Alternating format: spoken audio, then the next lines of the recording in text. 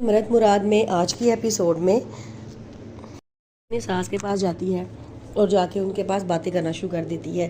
کہتی ہے کہ آپ کیوں رو رہی ہیں. وہ کہتی ہے کہ آگے سے اس کی ساس کو جواب نہیں دیتی اور روتی جا رہی ہوتی ہیں. منت کہتی ہے کہ میری بات سنیں، میں آپ سے ایک بات کرنا چاہتی ہوں. مجھے نہیں پتا تھا کہ آپ کی بیٹی کی مینٹلی ہیلتھ ایسی ہے. تو آگے سے وہ کہتی ہیں اب تم نے میری بیٹی کو مینٹل کہہ دیا ہے. کہتی ہے نہیں، میں مینٹل نہیں کہہ رہی، میں مینٹلی ہیلتھ پہ بات کر رہی ہوں. میں سوچ رہی ہوں کہ اسے کسی سائیکیٹرسٹ کو دکھانا چاہیے. اس کی مما کہتی ہیں کہ سائیکیٹرسٹ کیا ہوتا ہے. تو آگے سے وہ منت کہتی ہے کہ سائیکیٹرسٹ کا مطلب ہوتا ہے کہ کسی ڈاکٹر کو دکھانا چاہیے. اس کی مما رونا شروع ہو جاتی ہیں، کہتی ہیں کہ دیکھو یہ میری بیٹی کو پاگل کہہ رہی ہے، یہ کہہ رہی ہے کہ اس کو پاگل خانے داخل کروانا چاہیے. وہاں سے مراد بھی آتا ہے اور ان کو روتا ہوا دیکھتا ہے تو کہتا ہے مما کیا ہوا ہے. تو کہتی ہے کہ تمہاری بیوی نے میری بیٹی کو پاگل کہا ہے اور کہا ہے اسے پاگل خانے جمع کروا دینا چاہیے. منت کہتی ہے ایسی کوئی بات نہیں ہے، میں نے ایسا کچھ نہیں کہا. لیکن مراد بھی اس کی بات نہیں سنتا اور اس کو ڈانٹ کے کمرے میں بھیج دیتا ہے.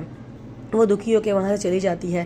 کمرے میں جاتی ہے تو مراد وہاں پر آتا ہے تو کہتی ہے کہ ایسی بات نہیں ہے مراد، میں ان سے پہل کرنے گئی تھی. میں چاہ رہی تھی کہ ان کے درمیان میں اور میرے درمیان میں جو فاصلے ہیں وہ ختم ہو جائیں. میں صرف ان سے یہ کہنے کے لیے گئی تھی کہ ان کی بیٹی کو کسی ڈاکٹر کو دکھانا چاہیے. آگے سے وہ آگے سے کہتی ہے کہ میں چاہتی ہوں کہ میں تمہاری بہنوں کا بوجھ آپس میں بانٹ لوں. مراد کو بڑا غصہ آتا ہے یہ بات سن کے. مراد کہتا ہے میری بہنیں میرے پہ بوجھ نہیں ہے، آج کے بعد تم نے یہ بات مجھ سے نہیں کرنی. منت خاموش ہو جاتی ہے اور مراد غصے میں وہاں سے اٹھ کے چلا جاتا ہے. دوسری طرف منت روتے روتے اپنی بھابھی کو ساری باتیں بتاتی ہیں. اس کی بھابھی بھی بڑا پریشان ہو جاتی ہیں. جب اس کے بھائی آ کے پوچھتے ہیں کہ کیا ہوا ہے تو اس کی بھابھی بتاتی ہیں کہ ہم نے مراد کو شریف سمجھ کے اپنی بیٹی کی شادی کی تھی، لیکن وہ کچھ زیادہ ہی شریف نکلا ہے. وہ اپنی ماں باپ کے آگے کچھ بولتا ہی نہیں ہے. منت کو سب کچھ برداشت کرنا پڑ رہا ہے. منت نے کہا تھا کہ اسے ہنی مون پہ جانا ہے، لیکن انہوں نے وہ سب کچھ برباد کر کے رکھ دیا. وہ کہتے ہیں کہ ہنی مون پہ جانے کے پیسے نہیں ہیں ان کے پاس.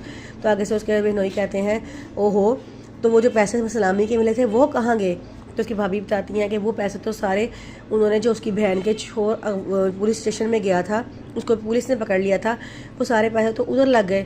تو آگے سے کہتے ہیں ہائے ہم پتہ نہیں کس طرح کے لوگوں میں پھنس گئے ہیں. چلو ایسا کرو کل تم منت کو اپنے گھر دعوت پہ بلاؤ، اسے کھانا کھلاتے ہیں اور ہم اس کو سرپرائز دیں گے.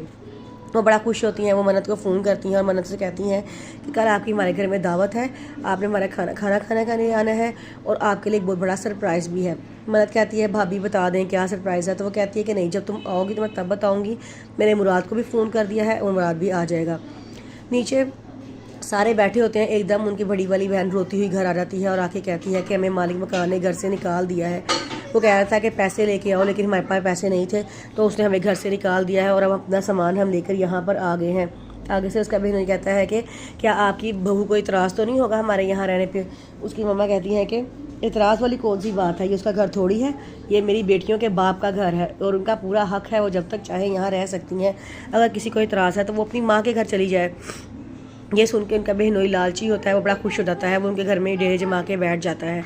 مراد جب آفس سے آتا ہے وہ دیکھتا ہے سارے بیٹھے باتیں کر رہے ہوتے ہیں تو ایک دم اس کی مراد کو دیکھ کے اس کی بہن ہونا شروع ہو جاتی ہے کہ مجھ پہ تو ظلم کے پہاڑ ہی ٹوٹ گئے. اوپر منت اس کا انتظار کر رہی ہوتی ہے.